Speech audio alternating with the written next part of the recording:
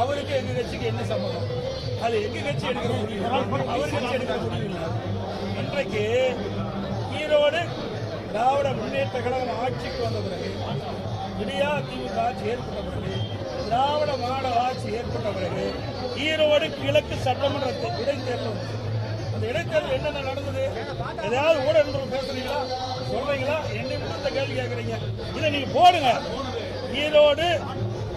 ஈரோடு கிழக்கு சட்டமன்ற இடைத்தேர்தல் போது ஜனநாயக படுகொலை நடைபெற்றது. இன்றைக்கு வாக்காளர்களை சுதந்திரமாக வாக்களிக்க விடாம ஆடு மாடுகள் பட்டியலை அடைப்பதை போல வாக்காளரை தினந்தோறும் அழைத்து சென்று பட்டியலை அடைத்து அவர்களை கொடுமைப்படுத்திய காட்சி பல தொலைக்காட்சியெல்லாம் பார்த்தீங்க, ஊடகத்திலையும் பார்த்தீங்க. இன்றைக்கு தேர்தல் ஆணையம் அதை கண்டுகொள்ளவே இல்லை. மாநில அரசுக்கு துணை நிற்கின்றது, காவல்துறை துணை நிற்கின்றது, அரசு அதிகாரிகள் துணை நிற்கின்றார்கள். அதோட அமைச்சர் பெருமக்கள் அங்கே முகாமிட்டு ஆட்சி அதிகாரத்தை பயன்படுத்தி வனபலம் படைபலத்தை பயன்படுத்தி அதிகமான பரிசு பொருட்களை கொடுத்து அந்த தேர்தலை தில்லுமுள்ளு செய்து தேர்தல் நடைபெற்று முடிந்தது. அப்படிப்பட்ட சுதந்திரமாக நடைபெறாது என்று கருதிதான் அனைத்து இந்திய அண்ணா திராவிட முன்னேற்ற கழகம் இந்த தேர்தலில் போட்டியிடல. நடந்து முடிந்த நாடாளுமன்றம், விழுப்புரம் நாடாளுமன்றம், இந்த விக்கிரவாண்டி தொகுதி விழுப்புரம் நாடாளுமன்றத்தில் வருது. 6000 ஓட்டு தான் குறைவு.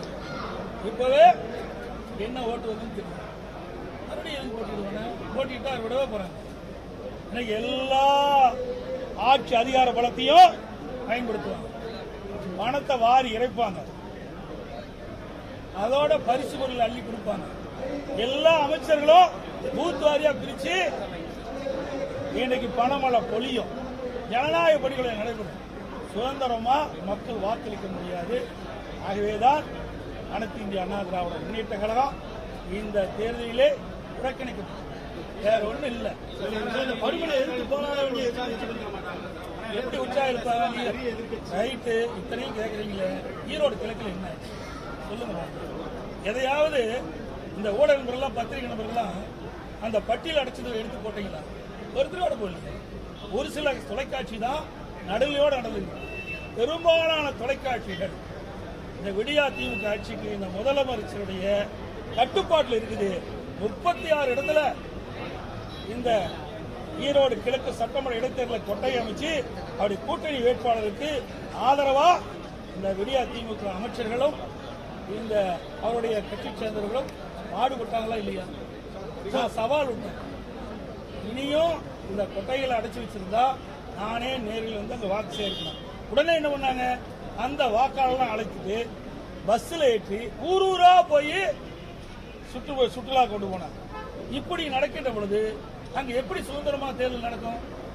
அதனாலதான் தேர்தல் முக ஸ்டாலின் சட்டமன்ற தேர்தலில் வந்து 400 மேல 200 வெற்றி பெறுவார். அவர் கனவு பலிக்காது. இப்படித்தான் சொன்னாரு.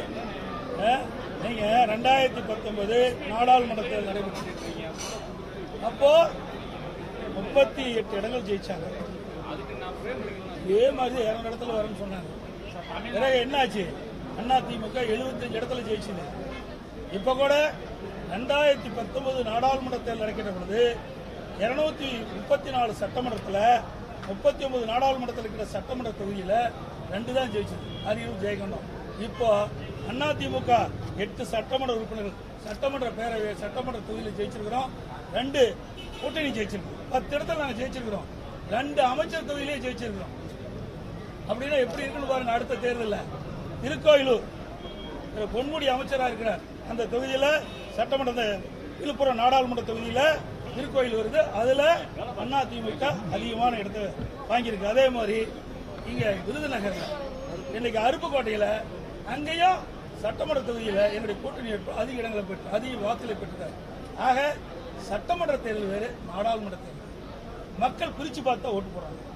கடந்த 2019 நாடாளுமன்ற தேர்தல் வருகின்ற பொழுது அப்ப சட்டமன்ற இடைத்தேர்தல் வந்தது. உதாரணத்துக்கு அண்ணன் திண்டுக்கல் நாடாளுமன்ற தொகுதியில் திமுக வேட்பாளர் போட்டியிட்டார். அங்க நிலக்கோட்டையில் இடைத்தேர்தல், அதுல திமுக வேட்பாளர் போட்டியிட்டார். அதுல அண்ணா திமுகவும் போட்டியிட்டார். அப்ப அண்ணா திமுக வேட்பாளர் 25,000 ஓட்டு ஜெயிக்கிறார். திமுக வேட்பாளர் தோக்கிறார்.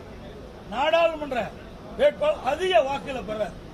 ஆக தமிழ்நாட்டு மக்களை பொறுத்த வரைக்கும் மத்தியில் யார் ஆட்சிக்கு வரும்னு நினைக்கிறாங்க, மாநிலத்தில் யார் ஆட்சிக்கு வரும்னு நினைக்கிறாங்க, அது குறித்து பார்த்தா சிந்தித்து பார்த்தா வாக்களிக்கிறாங்க. நாடாளுமன்ற தேர்தல் வேற, சட்டமன்ற தேர்தல் வேற. அதே மாதிரி விளாத்திக்குளத்திலையும் அதே மாதிரி தான். அதே மாதிரி நாடாளுமன்ற தேர்தலில் திருமதி கனிமொழி தூத்துக்குடியில் போட்டிட்டாங்க திமுக.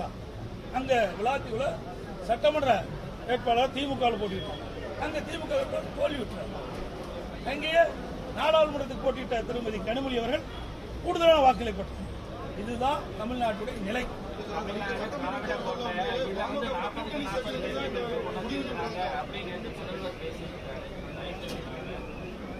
2014 என்ன நடந்தது?